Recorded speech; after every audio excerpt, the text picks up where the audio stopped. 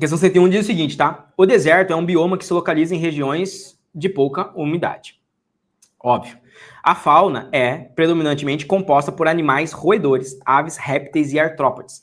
Uma adaptação associada a esse bioma presente dos seres vivos dos grupos citados é, bom, se é uma região de deserto com pouca umidade, eu estou falando de uma região onde eu preciso sobreviver sem água. Essa região de sobrevivência sem água, se eu tenho pouca água, eu preciso ter estratégias adaptativas que evitem a perda de água. Bom, a gente não sequer estudou muito ainda o processo de zoologia, tá? Não estudamos tanto zoologia. Mas dentro do conteúdo de fisiologia, você já tem uma base suficiente para acertar essas questões. Principalmente as aulas de fisiologia que eu dei para vocês. Então, olha só. Uma adaptação associada a esse bioma, presente nos seres vivos, dos grupos citados, eu preciso ver estratégias, assim como nas plantas, xerófitas, cactos, estratégias que façam com que esses animais sobrevivem em ambiente de deserto. Letra A. Existência de numerosas glândulas sudoríparas na epiderme seria a mesma coisa de eu dizer que cacto vai ter múltiplos estômatos abertos.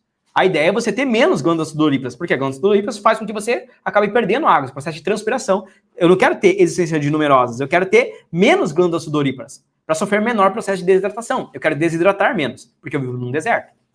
Tá? Letra B. Eliminação de excretas nitrogenadas de forma concentrada? Já voltamos nessa. Letra C. Desenvolvimento do embrião no interior da casca de ovo com casca. Primeiro ponto. O ovo com casca, ele tem a ver dentro do primeiro processo ali de desenvolvimento, né, daquele embrião, talvez proteja ele, né? Ah, tô num ambiente sem muita água, então vai ter ali o âmino, né, no ovo. Só que depois que esse animal sai do ovo, e aí? Essa é a principal estratégia? Porque ele quer saber, ó, a adaptação associada a presentes seres vivos do grupo citado, ou seja, como é que ele vai sobreviver no deserto? O ovo é só no momento que quebrou o ovo, saiu. E aí, como é que ele sobrevive? Tá? Então, o ovo não é a principal adaptação. E um outro ponto, né, é animais roedores, né? Animais roedores, assim, não poderia dizer que todos os roedores vão nascer de ovo, né? Vão nascer de ovo, né? Coelho bota ovo? Coelho bota ovo? Coelhinho da Páscoa? Será, né? Um roedor, muitas vezes, ali? Eu não sei, né? O de ovo, assim, já é meio estranho pra mim, mas vamos vendo. Letra D. Capacidade de controlar a temperatura corporal. Bom, depende. Você tinha falando ali de animais roedores, né? Aves, talvez. Mas quando eu falo de répteis, a gente tá falando de animais que são o quê, pessoal? Ecto? Aí tem que saber, né? Questão de homeostase. Bom, quando a gente fala de animais como répteis ali, eles são animais que eles não conseguem controlar sua capacidade corporal de forma muito boa, né? Então eles dependem da temperatura do ambiente. Inclusive por isso que a gente vai ver animais que vivem em regiões mais quentes, né? E não conseguem sobreviver em regiões mais frias, por causa dessa capacidade de não conseguir controlar a temperatura corporal. E aí, quando eles vivem, né, ou seja, não vão se reproduzir tanto no sul do Brasil e mais no norte do Brasil, já caiu questão sobre isso, né, sobre o processo onde esses animais vão se estabelecer. Tem a ver justamente com o seu processo de conseguir manter sua temperatura corporal, ou sua temperatura corporal muda de acordo com o meio, tá? Então, não é, né? Ali, répteis não conseguem controlar sua temperatura corporal. Ela muda de acordo com o meio, animais ectotérmicos. Respiração realizada por pulmões foliáceos. Aqui pegou, né? Quem que sabe isso, né? Bom, pulmão foliáceo tem que pensar na aranha. Como assim na aranha, Renato? Bom, a aranha, né, ela tem as perninhas dela lá. Aí você tem que pensar que são basicamente pulmões que vivem ali no abdômen daquela aranha. São tipo lâminas de folhas, tá? E aqui isso possibilita trocas gasosas desses animais aqui, né? Respiração, basicamente, deles, né?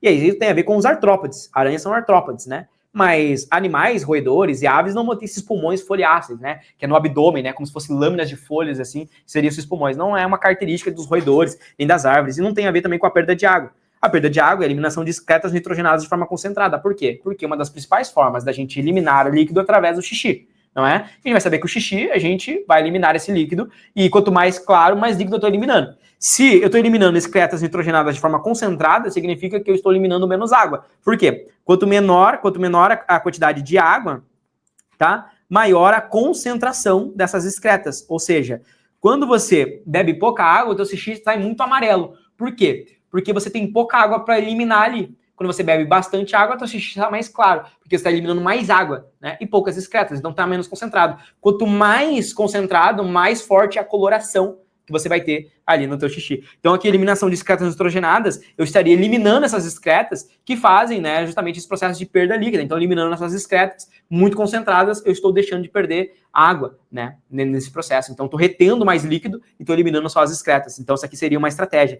né? Eles não precisam eliminar tanta água para eliminar essas excretas, seria o gabarito letra B. Uma questão bem específica, como a prova de biologia desse ano, né?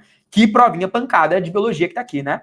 Se você gostou dessa resolução, então espera para ver o que é ter aula de todos os conteúdos para a prova do Enem dos principais vestibulares dentro da minha plataforma de estudos, que é a plataforma Memorize. Eu dou aulas ao vivo de todos os conteúdos que caem nas provas, principalmente aprofundando a nível medicina para biologia e química. Dentro do Memorize, você tem acesso a trilha de estudos, aulas gravadas, listas selecionadas, materiais e apostilas, resumos, um banco com mais de 170 mil questões, sistema de flashcards próprio integrado dentro da plataforma com mais de 5 mil flashcards, acesso a monitores que irão te orientar, comunidade de estudos, mentoria preparatória para a prova do Enem e também os vestibulares mais específicos e difíceis do Brasil. Se você está gostando então dessa resolução e quer mais, ou seja, quer se preparar em alto nível para a prova desse ano, aqui embaixo você vai encontrar o primeiro link, que é um link para você fazer parte da minha plataforma e ter aula comigo de todos os conteúdos e se preparar, elevar o seu nível para ser aprovado ainda esse ano. Clica aqui embaixo e vem fazer parte da maior e melhor plataforma de preparação para Enem e vestibulares do Brasil. Um grande abraço e eu te vejo lá dentro.